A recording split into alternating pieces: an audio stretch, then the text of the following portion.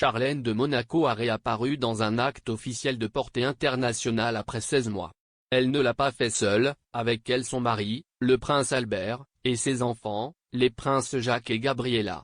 Petit à petit et après sa longue convalescence dérivée d'une grave infection des oreilles, du nez et de la gorge, la princesse a récupéré, d'abord la gaine d'un monégasque et, maintenant, celui de l'extérieur de la principauté.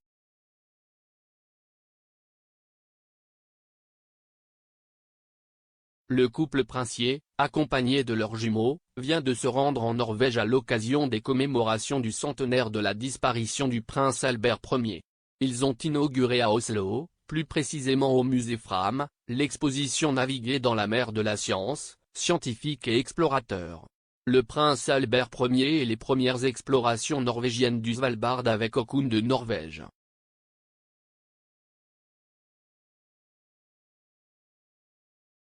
Lors de cette première journée en Norvège, et avant la visite du musée, Alberto et Charlène de Monaco sont également allés avec les rois Sonia et Harald déjeuner dans leur résidence d'été. Le domaine royal de Bido se trouve sur la péninsule ouest d'Oslo et est situé dans un quartier résidentiel caractérisé par de nombreuses forêts et parcs.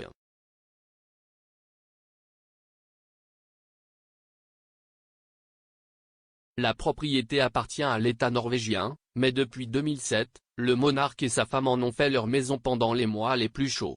C'est la résidence royale qui a été utilisée le plus longtemps, depuis 1305, et est située dans ce qui était un monastère.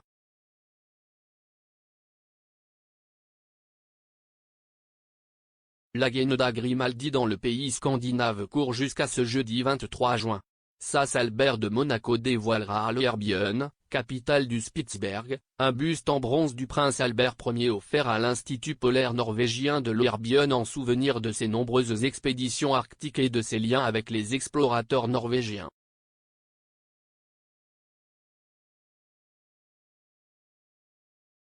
Ce voyage commémoratif se poursuivra par une croisière privée à bord du commandant Charcot qui suivra la route empruntée par le prince Albert Ier lors de ses campagnes.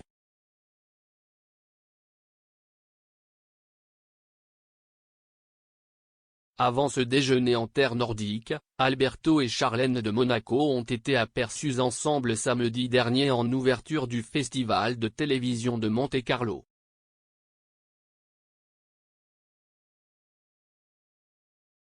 C'était la première fois que la princesse apparaissait sur la scène publique après avoir vaincu Covid.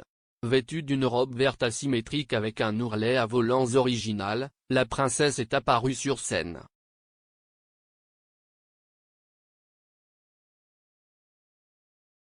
Après avoir traversé l'Europe du Nord, la famille Grimaldi a pour horizon le 8 juillet. Ce jour-là aura lieu le traditionnel bal de la rose, un événement dont la princesse Charlène est traditionnellement toujours la grande absente et dans lequel Carolina de Monaco, soutenue par toute sa famille, reviendra aux côtés de son frère pour exercer son rôle éternel de remplaçante. Première dame.